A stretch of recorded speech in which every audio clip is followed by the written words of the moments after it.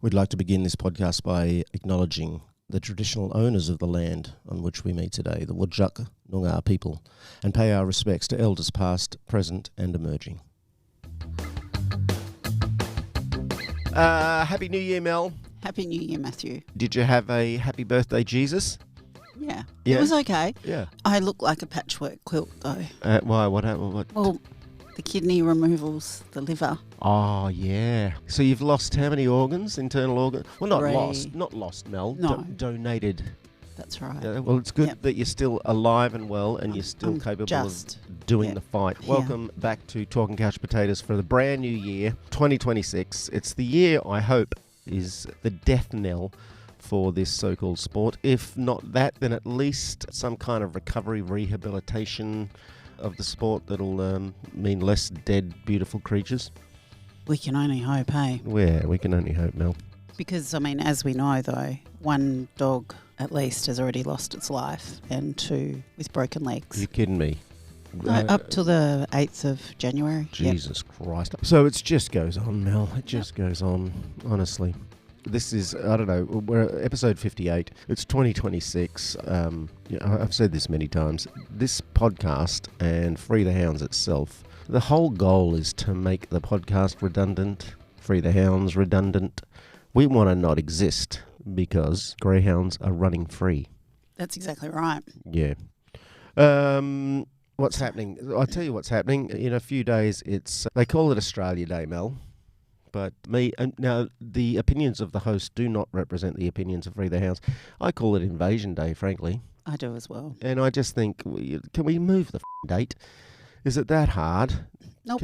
That'd be a small step, wouldn't it? Absolutely. Why, God forbid, Mel, Jem ever left this planet, passed away. If I met a new woman, I would not have our wedding date on the day she died. Oh, really? Yeah, no, I wouldn't. I think that'd be disrespectful. Because there's a lot of trauma attached to that day for Jem and her family. Mm-hmm. So I wouldn't plan my celebration on a day of trauma. I don't know if that's a bad analogy, but we could move it to May 8th. Yeah. May 8th. No, yeah. No good. Don't. Anyway, for those who exactly, we should be big enough to move forward and change it. Yeah. And many of my family are proud Aussies. I don't really like the idea of being a proud Aussie. What are you proud of? That you came out of an Australian woman's womb? How about a grateful Aussie? A grateful Aussie, yeah. Yeah, because the original Aussies, doing it tough, mate. Anyway, that's not what we're on about. But all my best wishes to the original Aussies. I hope you have a good day. The other thing, Mel, is our incredible, amazing sponsors are back again this year for 2026. Henry Houndwear. Joe and Warren, yeah, and they're lovely. What's the tagline? It's what all the best dressed hounds are wearing. What all the best dressed hounds are wearing. My hounds will wear nothing else, frankly. They refuse to put any other clothing on. They can tell if it's Henry Houndwear. I've told you that Gina, the only thing she will not eat is her Henry Houndwear T-shirt. And I'm not being biased or anything. No. This is absolutely true. Warren said to me, "Hey Mel, just try this, see if she'll wear it." Yep, and she wears it. She didn't chew it. Do you know what I think it is? I think it's because the hounds can tell that it's they're not only handmade, the materials are not only hand-picked, it's love exactly. For the hounds. Because Warren and Joe, and I've met both of them, frankly, they love the hounds. They love them. They do. Checker and Maya. So check it out at henryhoundwear.com. Mel, the other thing that I'm very excited to... Well, I'm a bit sad that it's ended, but very excited that we got to meet the incredible young man who did the exhibition, the Elliot Fox exhibition. That wrapped up a couple of days ago. Yeah, St. Grey. We've had Elliot on the show before, but to actually meet him in person and meet his lovely partner and have his artwork here has been brilliant. It's been really great. And I think sometimes too, it's just a way for the greyhound community to come together and to celebrate. We had a few drinks and had a look around at all the pieces of art, and so well done to those people that won the bids for the auction. All going to greyhound charities. Yeah, that's right. Elliot didn't take a coin. No, and he's been all around Australia, Sydney, Melbourne, Tasmania, ACT, and then to WA, and we were the final destination. So best till last, it was. Yes, I know. And it was the biggest exhibition, the biggest turnout, and the grand finale, as Gemma said. Yeah, really good. And what a choice. I always look at my beautiful bunny and my good bow boy, and I think you guys are works of art. These animals are works of art within themselves. There's no other dog that looks like these beautiful creatures. I've said it before, I'll say it again, we don't need the other breeds. I'm happy to let them exist, Mel, and I will care for them and look after them, but they are not necessary. No. Because we've got the greyhounds. Yeah. And we've got Adam Barker too, who is Elliot's boy. Yeah. Adam Barker, what a name. Yep. Episode 53, if you want to hear our chat with Elliot Fox. It's a pretty good one. Yeah, it is. Yeah. He's a lovely fellow. Speaking of lovely fellows, I want to announce that the former vice president now of Free the Hounds has decided to step down. Yeah, Alan. I think we should give a bit of praise and a bit of a moment of recognition and acknowledgement. I've been fortunate enough to get to know him on a personal level, and he's one of the salt of the earth. He's one of the most gentle, kind, enthusiastic human beings who dedicates his whole sort of existence to a degree is centred around supporting greyhounds. Yeah. Yeah. Advocacy for other animals too. And whenever Free the Hounds has got a big thing going on, he brings his greyhound bus along with all the gear in it. He's usually the first to arrive and the last to leave. So I really want to give a big shout out and a big salute to one of the stalwarts of Free the Hounds, Mr. Alan Dolphin. Yep. Now I call him our anchor, which in a good way. Yeah. He is. So Alan, if you're listening, you're one of my heroes, and it's going to be sad to... Well, he hasn't left the committee. He's just left the vice president role. Yeah. So I'll keep seeing him. Absolutely. Yeah. We're not letting him go. No. Absolutely not. And as I've said to Alan, I said, Mr. Dolphin, you brought a lot of porpoise to this role. He's wanted to say that. I've been waiting for so long. All day, Alan. Been waiting for that. But also should give a shout out to the new vice president, shall we, Mel? Yes, let's. New vice president, who happens to be our producer, Gemma. Congratulations, Gem. You never thought you'd be... I'm going to see even less of her now, aren't I? Sleeping with the vice president of something. JD Vance doesn't turn me on, so... not into couches then. And there's a whole new... That's alleged. I reckon he did it. Me too. And there's a whole new committee. Is there a whole new committee, Mel? Is there any other shout-outs we need to do for the committee? We've had Jen, Adam and also Meg step down this year. But, we don't lose people. They're still volunteers and they're still very much within the group. Because it's a lot of work. It's a lot of work, Mel. I mean, Mel's only 23 years old. For those who've met her, this is what it does to you. She looks at least 53. You look at least 37 now, Mel. So, yeah, it's a huge amount of work. So it makes sense that you would need to take a breather. Yeah, and we welcome back Julie, who's had a year off and she's back. Welcome back, Julie. Welcome back. Welcome back. Do you remember that? Welcome back, Cotter. Yeah. Oh, Mr. Cotter. This is only listeners over 45 will know that reference.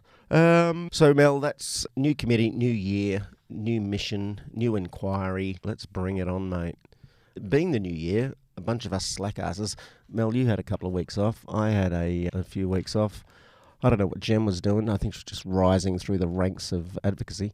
So we don't actually have a guest for our first year back. We don't. It's just you and I. It's just you and I. So we'll just have a bit of a jibber jabber, a bit of a yarn, and that's how we'll do it. Okay. Stay tuned, people, to listen to me and Mel have a jibber jabber. All right, Mel, we're back, and we're back with no one. It's just you and me. What do you want to have a chat about, mate? Okay, so what I would like to make everybody aware of, or what I wanted to chat with you about, is on the 30th of December. So kind of a sneaky time to be putting out a media release by the government. This is last year, 30th. Yeah. Oh, yeah, that's clearly looking for some New Year's Eve cover. Yeah. So on the 30th of December, we get a news release saying that the WA government are holding a review into governance and sustainability of WA racing. Is this separate to the inquiry? Yep, exactly. Okay. So the Cook government is commencing an independent review to ensure the Western Australian racing industry has a framework for long-term financial sustainability. That's interesting. Yep. Cook government working with the industry to improve governance and sustainability, extensive review to help plan the industry's pathway for 2026 and beyond. Right. And Racing industry contributes 1.3 billion to WA economy each year. It's starting to sound, you haven't even read the whole thing, but I'm starting to get pickups of a bit of a fluff piece, a bit of a preemptive fluff piece. Well, this is the thing, and it's going to be led by the former Mandurah MLA, the Honourable David Templeman. So why does a former Labor Member of Parliament, he was a minister, he finished up in 2025, come in and get paid already to do a review? How is it independent? And the timing's interesting. I know, right? Isn't it? Yep. I'm known for my cynicism, and you've just sprung this on me as well. I'm speaking without too much knowledge yet, but it sounds a little bit like we're prepping for something here because the inquiry's coming up. Well, the optimistic part of me would like to think that, okay, they want to make a soft landing for themselves. If the inquiry proves to show what we suspect it will show, then the government has this piece in their back pocket kind of thing. Exactly. To say, well, you know what? This is exactly what we were about to say too. Yeah, and I like the second two. The first one is improved governance and sustainability. Yeah, all right. But the next two stand out to me a little bit because it says extensive review to plan the industry's pathway for 2026 and beyond.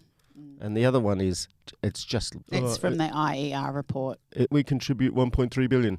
The timing is impeccable. Yeah. So a side of me wants to believe that they're just making a soft landing. They'll have it, as you said, in their back pocket. The other side of me thinks maybe they really are going to dig their heels in and try and make this workable. Yeah. So if that's the case, okay, let's hope that the money is going to be there to ensure that it really can prop itself up, that taxpayer funding doesn't need to go into it. And originally I thought maybe there is ways that we can tie down or make sure that there's money for welfare. But welfare's not actually included. Oh, it's not mentioned. It's not included. Yeah, that's interesting. That's what's been left out of it. You know what seems interesting to me as well, Mel, is when's the last time they were spurred into action to have a review into governance and sustainability? Have they done that before? The racing industry? Yeah. No, never. The government? Never. Yeah. It could be what happened in New South Wales. It's a possibility, isn't it? Oh, absolutely. It always is. Yeah. And we hope that that's not the case. But unfortunately, on the other hand, it does give those that want to continue it time to get together and get, mobilised. New Zealand, Mel. Yeah, so submissions closed on the 9th for that. They were calling for submissions about the legislation that's been drawn up and the way that it's going to be dealt with there. Submissions shut on the 9th of January, and now again it's just waiting to see what Parliament come back with. Let's hope they come back with a sane response. I'm optimistic about New Zealand ending. You know, the biggest fear for New Zealand, I believe, is the fact that they have a lot of dogs to rehome in a rather short amount of time. Yeah. Because it was supposed to sort of end in mid-2026. Yeah. So perhaps the phase-out will be made longer. Yeah. But I can't see them doing a backflip. But this argument, and this I want to just mention this briefly, the pro racers come in all the time with this. What are you going to do with all the dogs? What are you going to do with the... Yeah, there will be a big rehoming problem at the beginning of this thing. Guess what? Then it ends. Then there's no more rehoming problem. Yep. If we follow your mob's logic, there's rehoming problem in perpetuity. Exactly. So it's just such a furphy of an argument to actually pretend you give a rat's ass about rehoming. And also, if you phase it out like we've suggested, then there is time. We know the number of dogs that we are rehoming in each stage. Yeah. You know, it's a planned. Yes, exactly. Yeah. Whereas right now, there is no plan. Yeah. I mean, late December, we lost one trainer, but another trainer is very ill in WA. So, what happens to their dogs? Yeah. Yeah. So all of a sudden we got more dogs than we thought we had coming in. So these sort of things happen all the time. Yep. With no plan, no expectancy. But with a phase out, or in the phase out plan that we've put forward before, would be that puppies would be sold immediately, so they wouldn't even have to start going through training. And then the breeders could recoup some of their money immediately. And then we've got some beautiful greyhound puppies out there living life, and you retire the broodies then straight away. You retire dogs over a certain age or that have run a certain amount of races, staged, and it's smart. And if you do it in those ways too, you can be targeting very specific areas of the public that are willing to take that type of dog, you know. The best way I could come up with it is there's this tap that's turned on and it's just flowing and flowing. And then there's this bucket, right, which is the racing so-called industry. Guess what? There's people having to pick up bucket after bucket after bucket called the rehomers and the advocates and the whatever. Once you take the bucket away, there's going to be a big spill all over the floor for a little while. And there's going to be an effort to come in and mop that spill up. But guess what? The tap's off then. The tap is done. There's no more buckets needed under the tap. That's right. So, Jesus Christ, stop it with the dopey dick shit. Of course there's going to be an issue with ending this industry. There's an issue with ending anything. There's always a transition period. Yeah. And also, if we stop importing dogs from the East Coast straight away as well, then that's another tap that we've turned off already. Yeah. So let's turn these fucking taps off because they're killing too many dogs. Yeah. Anything else, Mel, before we wrap up? No. It was a quiet, nice little chat to ease us into. Chat. I get a little hepped up at the end there, though. It's hard not to. It's not hard not to get hepped up. Anyway, thanks for listening to our regular listeners, and you know who you are, and we know who you are. Thank you for listening. Thank you for staying informed. Thank you for educating yourself. Thank you for being a part of the conversation. It's a brand new year. There's more to be said. There's more to be done. But I think we're closer, maybe, Mel, than we've ever been. We certainly are closer than we've ever been. Yeah, absolutely. Yes, absolutely. So keep listening, guys, folks, ladies, girls, boys, and we shall together release the hounds.